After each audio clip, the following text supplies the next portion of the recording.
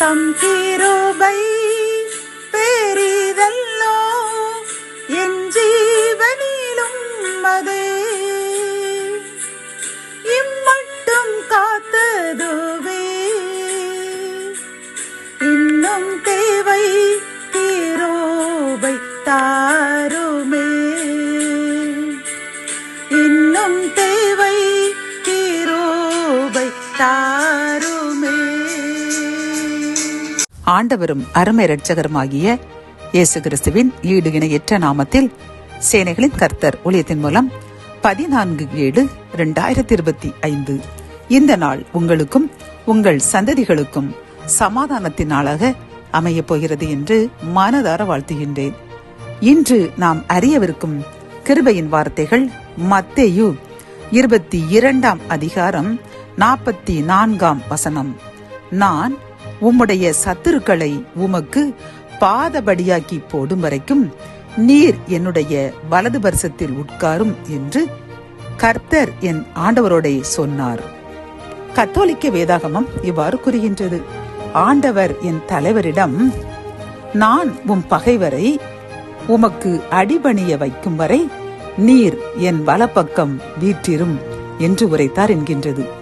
பிரியமான இந்த செய்தியை கேட்டுக்கொண்டிருக்கின்ற என் அன்பு சகோதரனை சகோதரியே, இந்த வசனத்தின் மூலம் கர்த்தர் நமக்கு கூறும் நல் ஆலோசனை என்னவென்றால், கர்த்தர் நம்முடைய சத்துருக்களை அடக்கி அவர்களை அழித்து போடும் வரைக்கும் நாம் அவருடைய வலது பரிசத்தில் அமர்ந்து எப்பொழுதும் அவரை தியானித்துக் கொண்டே இருக்க வேண்டும்.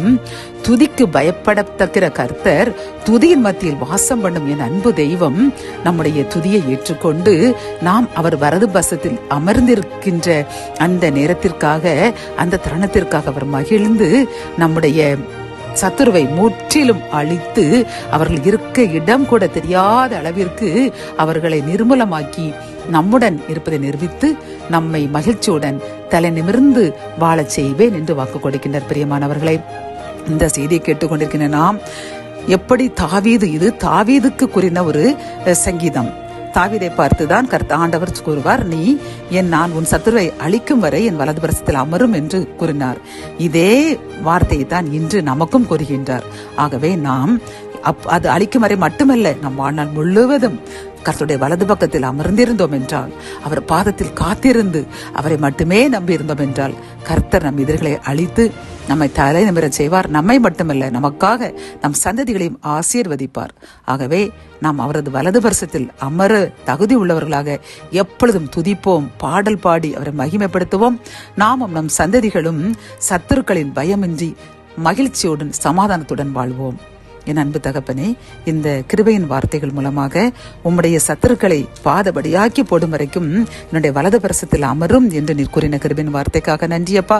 இதை கேட்டுக்கொண்டிருக்கிற நாங்கள் இன்றிலிருந்து வலது பரிசத்தில் எப்பொழுதும் இருப்ப தகுதியுடையவர்களாக மாற உம்மை துதிப்போம், பாடுவோம், உம்மை மட்டுமே நம்பியிருப்போம் என்று உறுதியளிக்கின்றோம். எங்கள் உதவியை ஏற்றுக்கொள்ளுங்க. சத்துருக்களை அழித்து எங்களுடன் இருப்பதை நிரூபியுங்க. மீட்பர் இயேசுவின் மூலம் ஜெபம் கேளும் நல்ல தகப்பனே, ஆமேன்.